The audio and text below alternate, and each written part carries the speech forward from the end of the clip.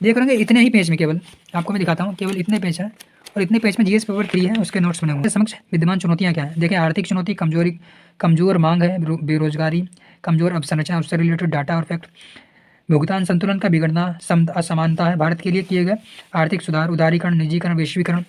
Hello दोस्तों, नए video में आप सभी का फिर से स्वागत है।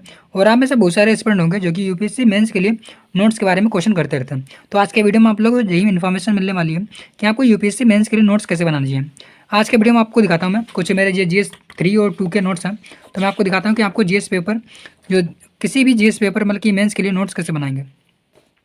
तो जैसे कि मेरे ये जीएस पेपर 3 के कुछ इंपॉर्टेंट नोट्स हैं, जिसमें आप लोग देख रहे होंगे नीति आयोग है, इसके बारे में थोड़ा सा इंपॉर्टेंट इन्फॉर्मेशन लिखी है और कैसे नोट्स बनाए गए, शॉर्ट फॉर्म में टू द पॉइंट आपको नोट्स बनाने हैं। तो कैसे बनाने हैं, जैसे कि आप देख रहे होंगे, आपको क्या है, जैसे कि उत्तर पूर्व जो एरिया है उसके बारे में अगर नोट्स देखेंगे तो यहाँ पे आपको क्या देखने को मिलेगा। तो यहाँ पे आप देख रहे होंगे उत्तर पूर्व जो क्षेत्र है उसके बारे में नोट्स दिखा दिए गए। तटीय क्षेत्र है, द्वीप समूह है, उनके बारे में देख रहे होंगे। टू द पॉइंट, केवल पॉइंट बनाए और सीधे सीधे एक पॉइंट में आपको बताना है कि क्या इसके बारे में, क्या बारे में है। ये नहीं कि आप पूरा का पूरा उसके बारे में पेज लिख रहे हैं या फिर पूरा का पूरा मतलब कि एक तरीके से जो पैराग्राफ फॉर्म शैली में लिख रहे हैं। आपको क्या करना है, केवल पॉइंट वाइज में बनाना है। देख रहे हैं यहाँ पे डिजिटल अवसंरचना है, उसके बारे में किस तरीके से नोट्स बनाएंगे, पूरा का पूरा पॉइंट वाइज 1 2 3 4 5 6 7 8 9 10 11। तो 11 पॉइंट में मैंने क्या छोटे से नोट्स बना दिए। अब इसको ही मैं क्या 11 पॉइंट को 15 पॉइंट भी बना सकता हूँ, साथ ही साथ इंट्रो और कंक्लूजन जो होता है उसको भी मैं लिख सकता हूँ। अब जैसे कि पीपीपी जो मॉडल होता है उसके बारे में यहाँ पे हम लोगों ने छोटा सा लिख दिया। साइंस एंड टेक्नोलॉजी जो है उसके बारे में देख रहे हैं यहाँ पे नवोन्मेषी पारितंत्र है, उसके बारे में छोटा सा टू द पॉइंट यहाँ पे हम लोगों ने नोट्स बना दिए। तो क्या करना है आपको, मेंस के नोट्स इसी प्रकार से बनाने हैं कि आपको ध्यान रखना है कि एक दिन में आपको 2 पेपर देने हैं। तो आप समझ सकते हैं कि आपको एक दिन में 2 पेपर देने हैं, तो यानी कि एक दिन पहले अगर आप इसको रिवाइज करें तो रिवाइज भी कर सकें। तो इसी हिसाब से आपको अपने नोट्स बनाने हैं। अब जैसे आगे भी आप देख रहे होंगे, भारत में खाद्य सुरक्षा प्राप्त करने के उपाय क्या हो सकते थे। तो 1 2 3 4 5 6 7 8 9 10 तक की हम लोगों ने यहाँ पे पॉइंट दिखा दिया और इसके बाद में कुछ आगे भी स्ट्रेटजी और कुछ डाटा यहाँ पे दिखा दिया। बस इतना अपना काम हो गया। अगर आपका मेंस में कोई क्वेश्चन आता है, अगर आपके पास ये 10 पॉइंट रहा और इतना डाटा रहा और बाकी आपने इंट्रो और कंक्लूजन लिख दिया, तो आपका क्या क्वेश्चन रेडी हो जाएगा। इसी प्रकार से आप यहाँ पे भी देखेंगे, जो एकीकृत बागवानी मिशन 2013 का था उसको लेकर के कुछ नोट्स बने हुए हैं। तो आप देख रहे होंगे 6 उप मिशन है, वो लिख दिया। कृषि विस्तार और प्रौद्योगिकी पर राष्ट्रीय मिशन क्या है, जो उसके बारे में छोटा सा पॉइंट है वो लिख दिया। राष्ट्रीय केशन मिशन के बारे में यहाँ पे देख रहे हो पॉइंट लिख दिया। तो हरित क्रांति और कृषि नीति जो योजना है उसके बारे में आप देख रहे होंगे 11 पॉइंट पूरे लिख दिए गए। और अगर आपने 11 पॉइंट लिख दिए तो आपका क्या क्वेश्चन पूरा बन गया, क्योंकि आपके पास क्या, अगर 10 नंबर का कोई क्वेश्चन आता है आपको क्या 1.5 पेज में लगभग लिखना होता है। अगर आपने उसमें क्या 10 पॉइंट और बॉडी में 10 पॉइंट और जो इंट्रो और कंक्लूजन लिख दिया, तो आपका मतलब कि एक तरीके से 10 नंबर का जो क्वेश्चन होता है वो रेडी हो जाता है। वहीं जो 15 नंबर का अगर क्वेश्चन होता है उसमें भी क्या आप छोटा सा इंट्रो, उसके अंदर 15 से 16 पॉइंट और बाद में कंक्लूजन लिख दिया, तो वो आपका क्या 15 नंबर का जो क्वेश्चन होता है वो भी रेडी हो जाता है। अभी आप यहाँ पे देखेंगे, जैसे कि यहाँ पे पशुपालन संबंधी जो अर्थशास्त्र होता है, यानी कि पशुपालन के बारे में जो नोट्स बने हैं कैसे बनाए, 1 2 मतलब कि एक तरीके से ये इंट्रो में यूज़ कर सकते हैं कि पशु डेयरी उद्योग में क्या 100 मिलियन रोजगार मिलता है। सीधे सीधे जो इंट्रो होता है उसमें आप यूज़ कर सकते हैं कि 100 मिलियन रोजगार को दे रहा है। पशुपालन क्षेत्र सामाजिक आर्थिक न्याय, आर्थिक आय वृद्धि व महिला सशक्तिकरण में योगदान होता है। देख रहे हैं कितना छोटा सा इंट्रो हो गया और कितना प्रभावी इंट्रो भी हो गया। या फिर इसको आप कंक्लूजन में भी यूज़ कर सकते हैं, इसको आप इंट्रो में यूज़ कर सकते हैं, इसको कंक्लूजन में यूज़ कर सकते हैं। जैसे कि इंट्रो अगर आपको लिखना हो क्या, पशुपालन और डेयरी उद्योग भारत के रोजगार में 100 मिलियन रोजगार दे रहे हैं, तो आप समझ गए कि ये इंट्रो काफ़ी मतलब कि एक तरीके से प्रभावी हो गया और डाटा के साथ भी हो गया। कंक्लूजन में क्या लिख देंगे, पशुपालन क्षेत्र सामाजिक आर्थिक न्याय और आय की वृद्धि एवं महिला सशक्तिकरण में प्रभावी योगदान करते हैं। तो इस प्रकार से आपका क्या जो कंक्लूजन होगा वो भी हो जाएगा। और मेन बॉडी में आपको क्या लिख देना, जो पॉइंट लिख देना, जैसे कि कृषि में क्या होगा, पशुपालन में क्या होगा, एक जो डाटा यहाँ पे लिख दिया, खाद्य सुरक्षा, पोषण युक्त आहार, आय का जरिया और चुनौतियाँ क्या है, समाधान क्या है, सुरक्षा के मानक क्या हो सकते हैं। इतना भी आपने लिख दिया, आपका क्या है, अगर खाद्य सुरक्षा या फिर पशुपालन से संबंधित कोई भी अगर क्वेश्चन आता है आप आराम से उसको टैकल कर पाएंगे। तो इस प्रकार से आपका किसी भी जीएस पेपर के मेंस के नोट्स आप अपने रेडी कर सकते हैं। यहाँ पे भी देख रहे होंगे क्या, जो जीएस पेपर एक तरीके से ये हमारे 3 के नोट्स हैं, मैं आपको सारे नहीं दिखा रहा हूँ अभी।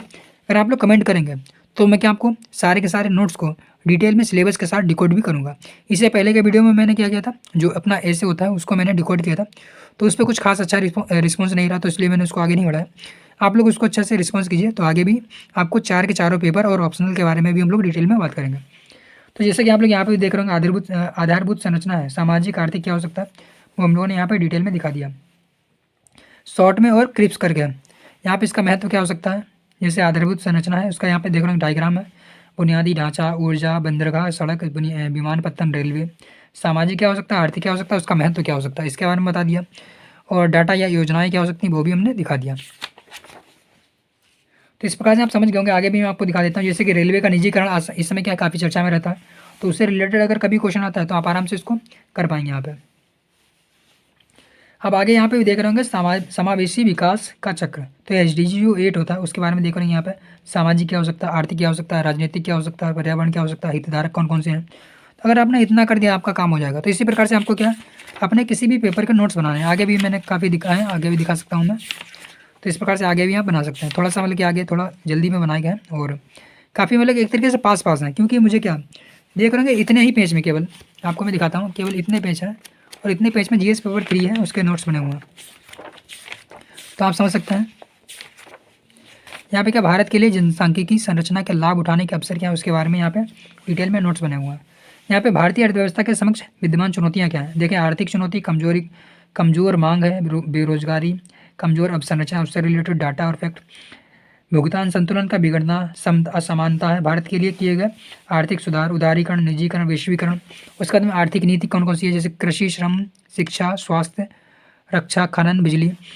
IBB की जो भी रिपोर्ट आती है, श्रम संहिता क्या है, प्रोडक्शन लिंक इंसेंटिव स्कीम है उसके बारे में मैंने यहाँ पे बता दिया। देख रहे हो जो भी उसमें एक तरीके से एलिमेंट लिए गए वो मैंने दिखा दिया। ऑटोमोबाइल है, इलेक्ट्रॉनिक्स है, फार्मास्यूटिकल है, कपड़ा है, नवीकरणीय ऊर्जा है, वृद्धिशील निवेश है, या फिर चुनौती से निपटने के सुझाव क्या हो सकते हैं वो भी यहाँ पे दिखा दिया। तो इसी प्रकार से आपको क्या अपने जो GS पेपर 3 हो या फिर 4 हो या फिर 1-2 हो उसके आपको नोट्स बना लेना है। अब देख रहे हैं यहाँ पे सरकार के द्वारा उठाए गए कदम क्या हो सकते हैं वो यहाँ पे मैंने पूरे एक साथ दिखा दिया। और देख रहे हैं यहाँ पे अफ्रीका के लिए भी कुछ आप लोग को देख रहे होंगे नोट्स बने हुए हैं, G20 के सदस्यता के बारे में नोट्स बने हुए हैं।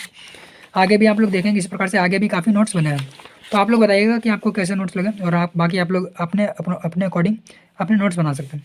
अब जैसे यहाँ पे डिजिटल अधिकार है तो इसको लेकर भी काफ़ी नोट्स बने हैं। डिजिटल अधिकार क्या हो सकता है, अधिकार और सिद्धांत, चुनौतियाँ आगे की राह। देख रहे हैं इसी प्रकार से आपको नोट्स बनाने हैं पूरे के पूरे। एक देश एक चुनाव काफ़ी चर्चा में रहा था, तो एक देश एक चुनाव काफ़ी चर्चा में रहा, तो हम लोगों ने इसके नोट्स बना लिए। इससे लाभ क्या होगा, 1 नेशन 1 इलेक्शन, इसके बारे में क्या मतलब कि इतिहास था इसका, चुनौतियाँ क्या हैं और आगे की राह क्या है। आप 1, 2, 3, 4 पॉइंट में अपना कोई भी पेपर हो उसका कोई भी क्वेश्चन हो, चाहे 10 मार्कर का हो या 15 मार्कर का हो, आराम से आप यूज़ कर पाएंगे। अगर आपने इतने पॉइंट भी अगर लिख दिए एक देश एक चुनाव में, इतने पॉइंट से आप अपना 10 नंबर का, 15 नंबर का और निबंध भी इतने पॉइंट से ही आप लिख सकते हैं। देख रहे हैं यहाँ पे डाटा भी अच्छा खासा दिया है, यहाँ पे भी देख रहे हैं डाटा और कानून जो है इसके बारे में बताया गया है। यहीं पे देख रहे हैं भारत में भूस्खलन क्या है, जो कि अपना GS पेपर 3 में आपदा प्रबंधन का टॉपिक है, अच्छा खासा कवर किया गया है। इतना अगर आपने कवर कर लिया तो इतना आराम से आप कवर कर लेंगे। हेट स्पीच काफ़ी चर्चा में रहता है, देख रहे होंगे हेट स्पीच के बारे में विधि आयोग की रिपोर्ट जो 267 है उसके बारे में बता दिया। कैसी हेट स्पीच कैसी हो सकती है, नस्ली हो सकती है, जातिगत हो सकती है, लिंग के अकॉर्डिंग हो सकती है, रंग के अकॉर्डिंग हो सकती है, भाषा के अकॉर्डिंग हो सकती है, दिव्यांगता के अकॉर्डिंग हो सकती है, अभिविन्यास के अकॉर्डिंग या धार्मिक विश्वास के आधार पर भी हेट स्पीच हो सकती है। चर्चा में क्यों था, हेट स्पीच क्या है, विधि आयोग की रिपोर्ट के अकॉर्डिंग हेट स्पीच क्या हो सकती है, हेट क्राइम की श्रेणियाँ क्या हैं, कारण क्या हो सकता है, उसके उपाय क्या होंगे। बस सीधे इतने में अपने क्या जो क्वेश्चन है वो आराम से कवर हो जाएगा। यहाँ पे देख रहे हैं उसके कानूनी स्थिति क्या है, 19(2) है, जिसके तहत क्या भाषण की स्वतंत्रता पर उचित प्रबंध लगाया जा सकता है, जैसे कि संप्रभुता, अखंडता, सुरक्षा, गरिमा, या फिर मैत्रीपूर्ण संबंध, विदेशी राज्यों के साथ मैत्रीपूर्ण संबंध, सार्वजनिक स्वास्थ्य, नैतिकता, न्यायालय की अवमानना या मानहानि। तो इसके अकॉर्डिंग आप क्या अपने आराम से नोट्स बना सकते हैं। बाकी अगर आपका और भी कोई डाउट है तो आप लोग क्या कमेंट बॉक्स में पूछ लीजिएगा। जैसे कि यहाँ पे क्या वैवाहिक बलात्कार है उसके बारे में काफ़ी चर्चा में रहता है, तो इसके बारे में हम लोगों ने क्या डिटेल में नोट्स बना लिए। तो इस प्रकार से क्या हमने आपको मतलब कि जो भी इंपॉर्टेंट नोट्स हो सकते थे वो आपको मैंने एक तरीके से शेयर कर दिया। बाकी आप लोग वीडियो को लाइक कर लीजिएगा और चैनल को सब्सक्राइब भी कर लीजिएगा। तो अगर आपका कोई और भी डाउट है तो आप लोग कमेंट बॉक्स में पूछ सकते हैं। बाकी मिलता है नेक्स्ट वीडियो में। आपने वीडियो यहाँ तक देखा इसके लिए बहुत बहुत धन्यवाद।